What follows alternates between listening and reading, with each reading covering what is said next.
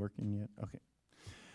All right, this is the regularly scheduled meeting for the Animal Shelter Advisory Committee. The committee does take public comments on items that are not on the agenda, and we can do that at this time.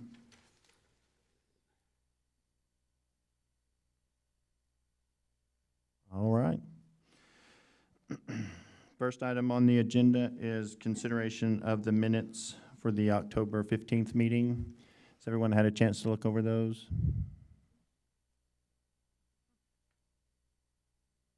Any additions, subtractions, corrections?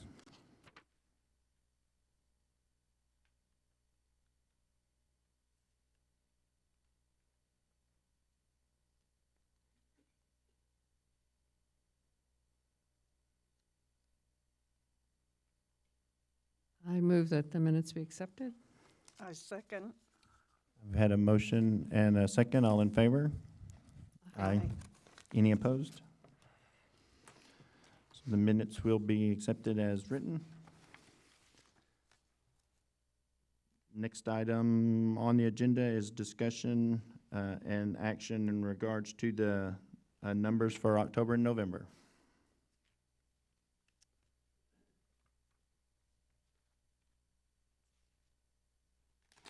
Good morning, committee.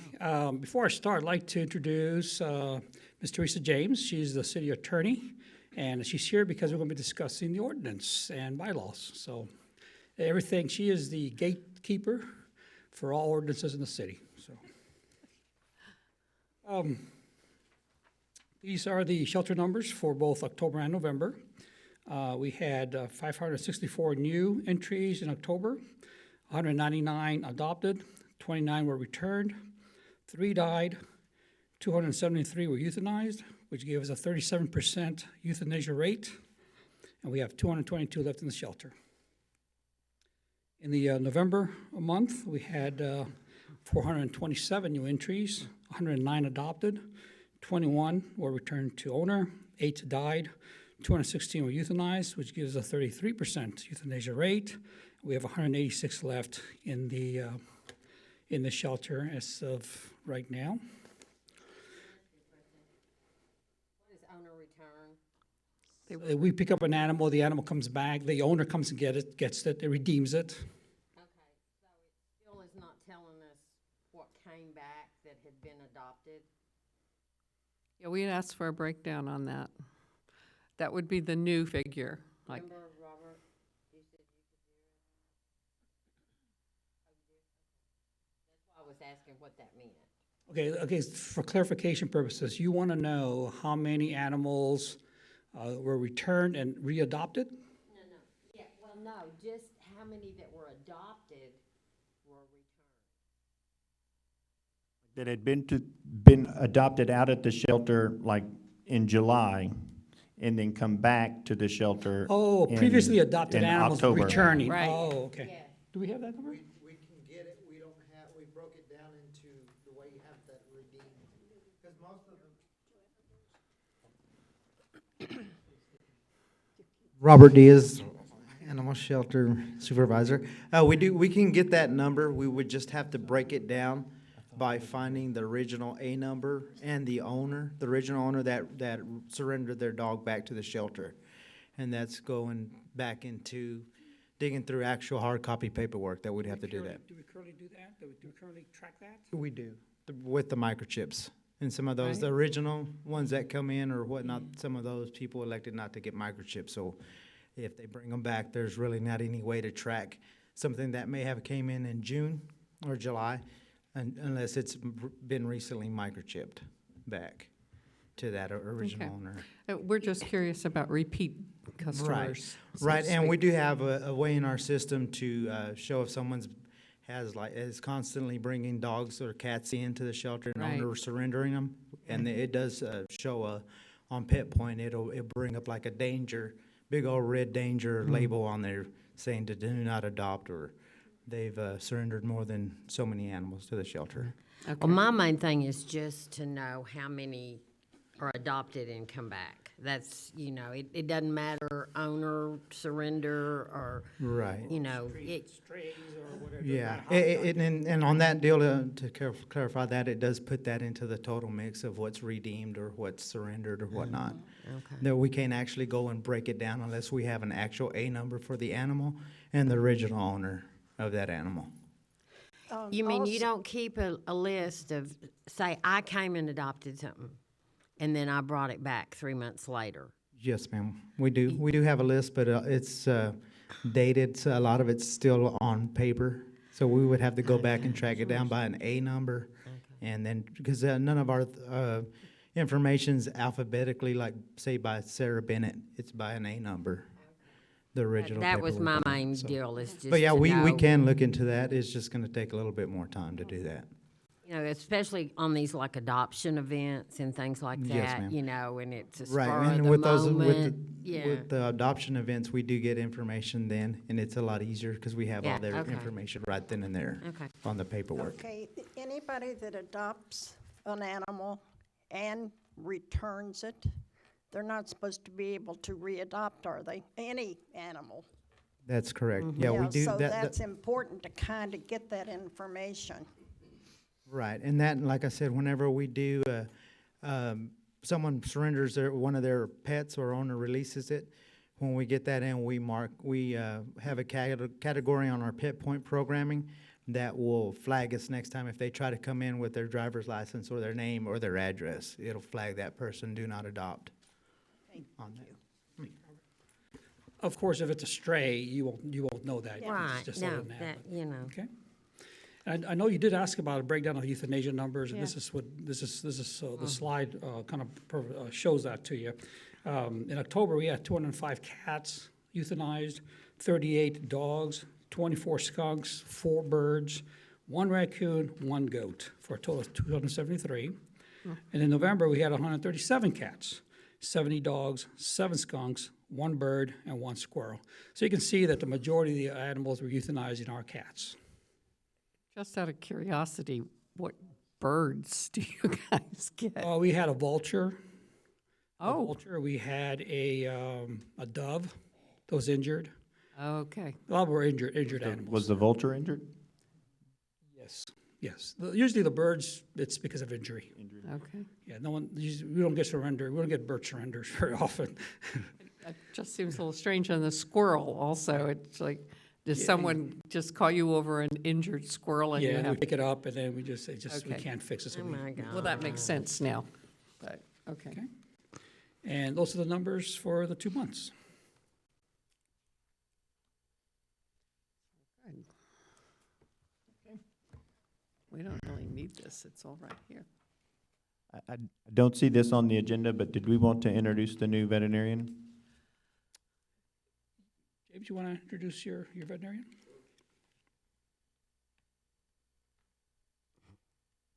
We officially were able to hire a veterinarian after tons of work and all kinds of other stuff. So we proudly acquired Dr. Kupi Nagaraj from California. And we haven't officially hit the ground running, but we have hit the ground running. So he's performing a lot of duties right now to help us get started for surgery. So this is Mr. Dr. Nagaraj. This is our board.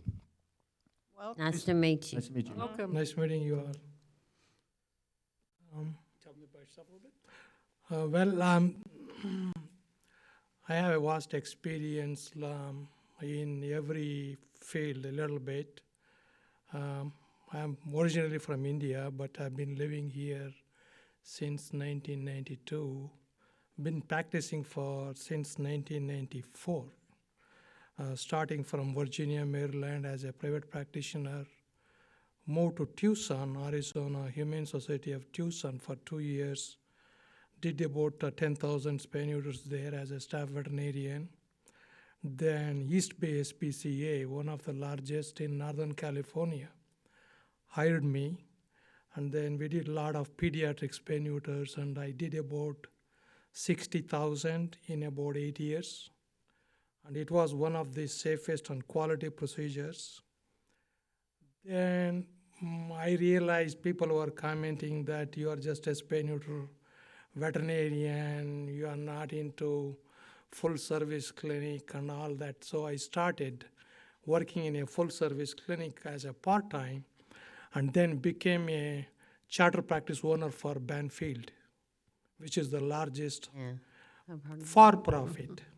I worked there for 8 years, and then they started taking back the franchise practices because of, we were making good money, so they want to keep that money themselves. So I opened another clinic. I owned for 3 years, and then my friends asked whether they can buy that so that they can expand. So 3 of my friends purchased my practice, and then they started offering emergency services and all that. So I was not employed for the first time in about 20 years for 5 months. I was looking for a right fit where I can provide some really useful. Money was not my intention. I made good money. But right now I heard about this euthanasia rate and all that. I was reading a clip, Then I thought, okay, let me go to the countryside and, do something useful to the city. Thank you. Thank you. Very good.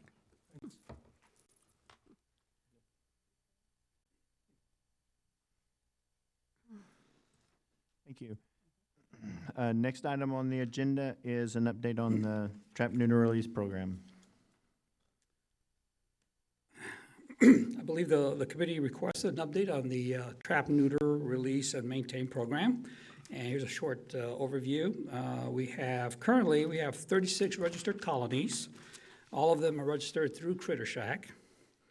Of those 36 colonies, we have 82% of the colony cats have been altered.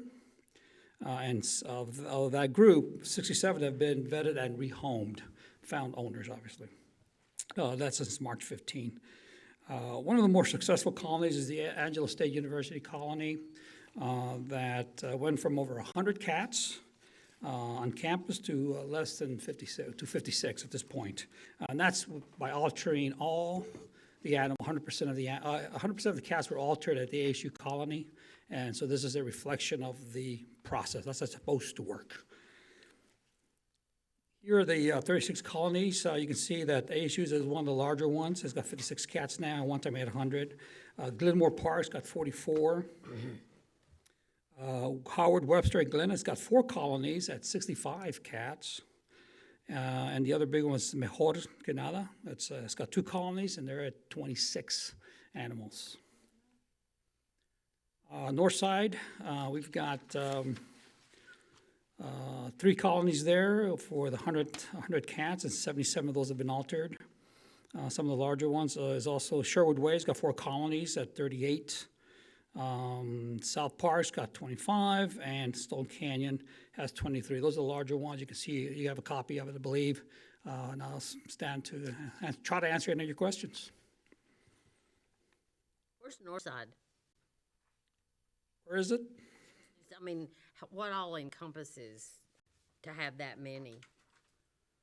I don't have a map, unfortunately, of those. I asked for a map. I'm still working on trying to get a map.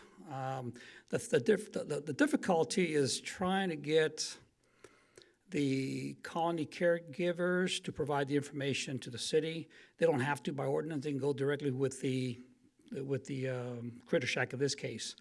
And Critter Shack provides me the funds. Well, all we can do is ask them to provide the information. I'm still working on trying to get a map.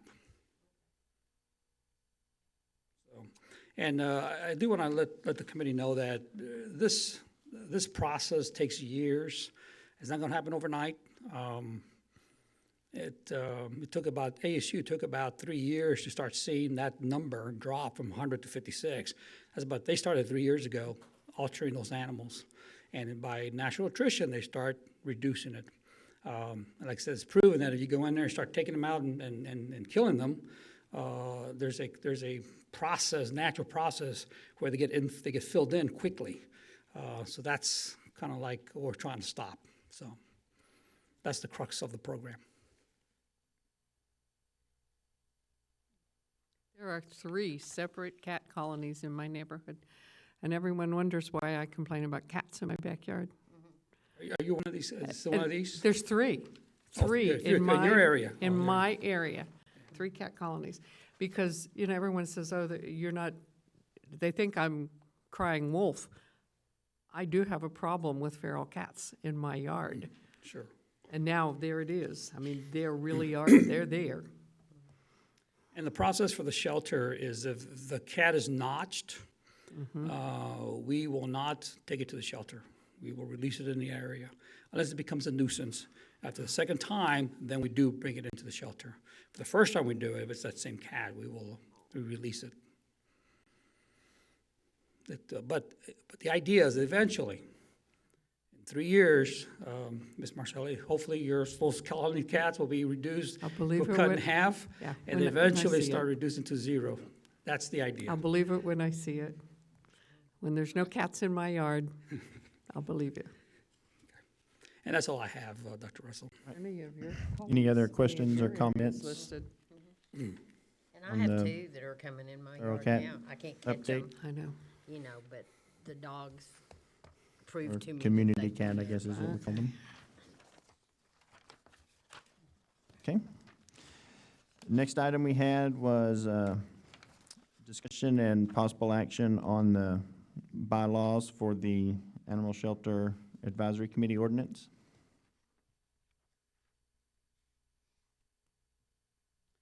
Okay, as we started reviewing the ordinance and the bylaws, one of the things we realized is the current ordinance is obsolete. It is out of date.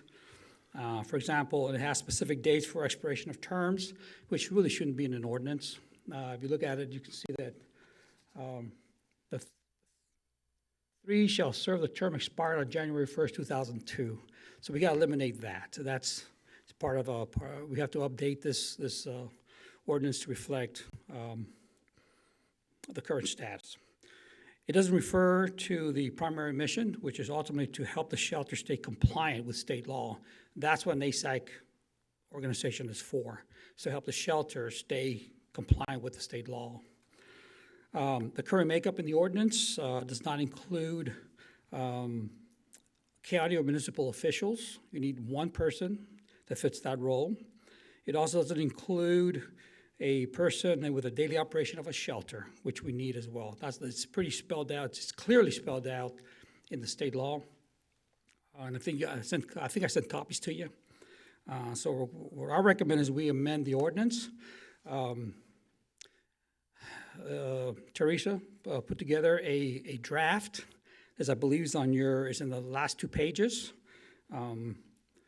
What I'd like to do is have you guys review that recommendation, the updated ordinance. And at one point, we'll go to council for their approval. We don't have to approve anything right now, but I would like for you guys to take a look at it, go back maybe at the next meeting.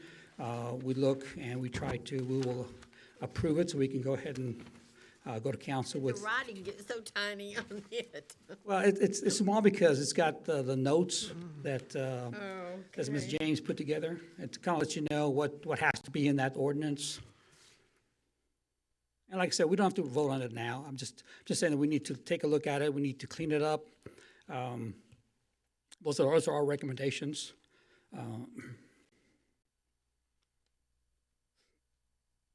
Are we going to have a meeting on a regular day this month, or is this it for December?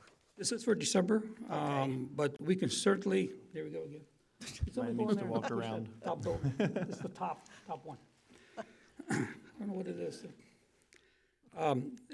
Right now, this is going to take over, this is going to be the both November, December meeting. We can call a special one to go over this ordinance if you'd like. My plan is to go to council. I want to introduce the concept on the 15th. Let's see, get direction from council, and they say go forward and amend the ordinance. We'll come to the committee. You guys will approve it or take a look at it, review it, and approve it, and then we'll go to council for a first reading, probably in January. Okay, but we'll go back to our regular third week? Thursday. We Yeah, can. because now we're the first of the month, and that's special, but are we going back to our regular scheduled, the third That could Thursday? be up to you, and maybe the chairman can let us know whether or not you want to do that or not. If not, we'll we'll wait till January. It's really up to you if you want to meet. Do you have a copy of the state law, the I did, requirements? I believe I gave you a copy. I think I sent it to you in the very first Well, package. I had it, I don't know. These are what I printed to bring, maybe I brought it. Because it seems to me that some of these were non-voting positions. Here's the copy of You've g- This is the state, the state law. okay.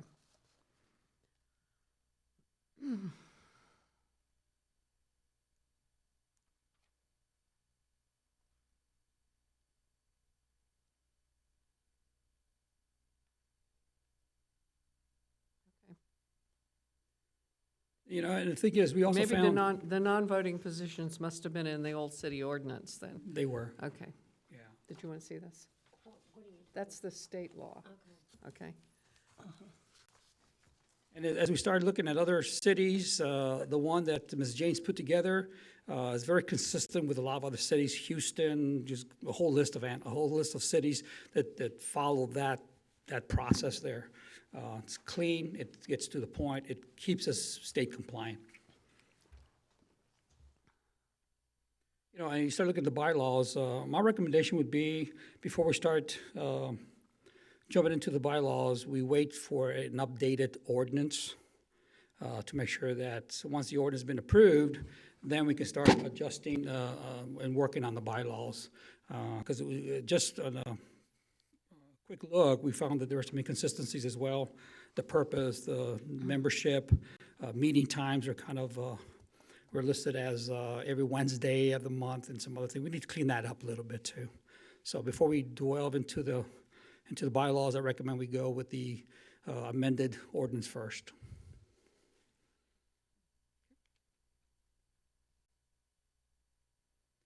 And that's all I've got. Be open for discussion and hopefully try to answer your questions and concerns.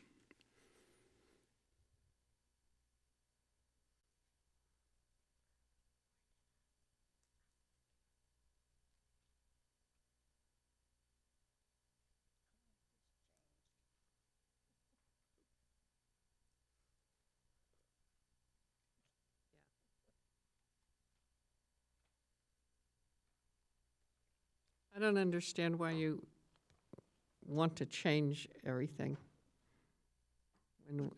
I mean, if we've not been in compliance for as long as I've been on this board, then. A municipal or county official, who would that be? I don't know. That's, we'd have to find one that fits. Just It could be. anybody? I mean, does it have to be could someone be- related to animal welfare or? Well, one of the things we're recommending is that the city manager recommend to council on who to place in those positions. So we will vet those persons to make sure that they are eligible and qualified, except for a veterinarian. We have to make sure they're Got veterinarian. to put It's- willing too in there because we've had a Well, of course. terrible time even filling a quota, you know, and now you're going to make it even more difficult to find people who want to serve on this board. But Can I again, answer? but again, Bob, can I answer that question? The municipal or county official is one of the requirements of the state law.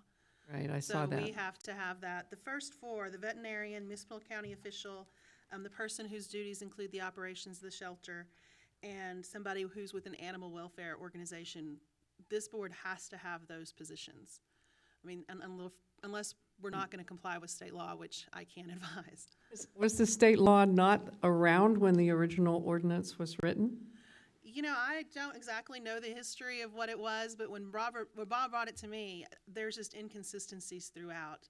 Right. And the ordinance tends to do things that the bylaws typically do, and so the bylaws become obsolete. So, yeah.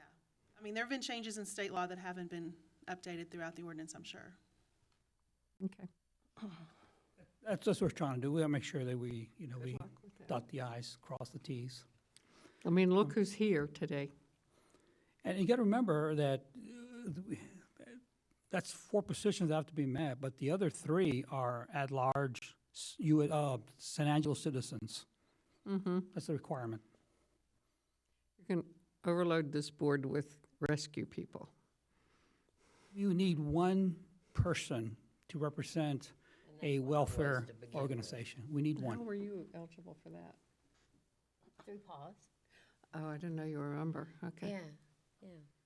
Actually, our current ordinance is more restrictive in the who has to be on board. I mean, it has to have 2 vets, 1 person who owns or operates or employs a No, it doesn't business. say we have to have 2 vets.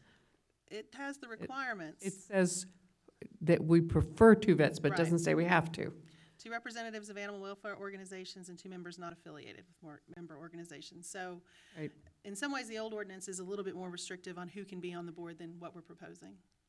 Because we leave more open seats. I really think we don't have a lot to say about Okay, a it. county official, and you say you're gonna talk to the city manager and get him to talk to the council, right? Because isn't it that the council has to appoint us? Absolutely. Okay, And so, all we're and then doing is they're saying- gonna appoint somebody that's paid by the city or the county, and so that's gonna be mandatory for them. This is one of their requirements of their job, is to be on this board, just like it'll probably be Robert from the shelter. You know, is that gonna be one of, so they're getting paid to be on this board. We're volunteers. We addressed that in the compensation section, that city employees aren't going to get paid additionally to serve on this No, board, but they I'm- will still receive the salary that they Yeah. get for their But I job mean, functions. just like Robert can't say, I don't want to do that. If James and Bob tell him to do it and he wants to keep his job, he'll be on this board. But we won't pay him for that hour at lunchtime. No, no. It's on his no, own. But, you know, Okay, it says 1 representative from an animal welfare organization is state law, but you have specified that it must be an officer or an employee. Why is that?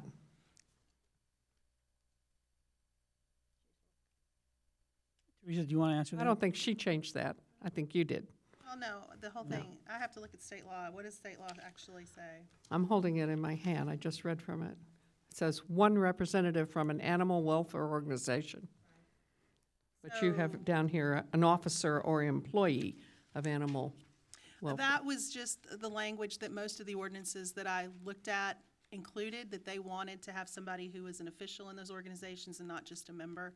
Because as you guys probably know, some of those organizations, everybody is essentially a member of that organization, and only a few people are members of the board. So the intent is to have somebody who actually has authority and, you know, the kind of knowledge you need to serve on a board of one of those organizations. Okay, but that's not what the state says. No, but it So does require somebody from the. You have elaborated on what the state wanted there. Absolutely, I did. Yes, ma'am. Okay. I disagree with that one, by the way, but that doesn't seem to make any difference here today. that's gonna be either Jenny or Sharon, right? Well, they're the only 2 recognized Mm-hmm. organizations. Yeah, so, We're open for public comment. Yeah, open it up, John. I'm about disgusted here with this. Oh, not And yet. open the floor for public comment. You're certainly welcome to do that, but you haven't done that yet. yeah, he did in the very beginning. No, that was for items not on the Oh, agenda. okay, all right. You have to understand too, committee members, that what we're asking is that you look at the draft, and we'll come back and we'll meet and we'll ask you for approval, Or not. or not. Okay, but you said you're gonna propose it to council on the I'm going 15th? I'm going to introduce it on the 15th, just like I did today with you guys. Okay. And then we'll tell them we will come back with a draft first hearing in January. Okay, so it's gonna be February before you get back to them again? Probably late January, yes. Yeah, okay. Well, they meet every 2 weeks. No, but we're not meeting again till the 3rd week Of January. of January. We- Unless, But we Unless we can call have a a special special meeting for meeting. the ordinance. Yeah. It is important, an Yeah. important Well, issue. I'll tell you what, Bob, good luck with that. I resign from this committee. I don't like the way it's gone since you guys took over. You've changed everything. And just look at who's here, nobody. And this committee, it's like we've been pushed to the back. You take things to city council without bringing them to this committee first. It's just, there's just no point in even being on this committee, so, thank you. It was your prerogative, Ms. Marcelli.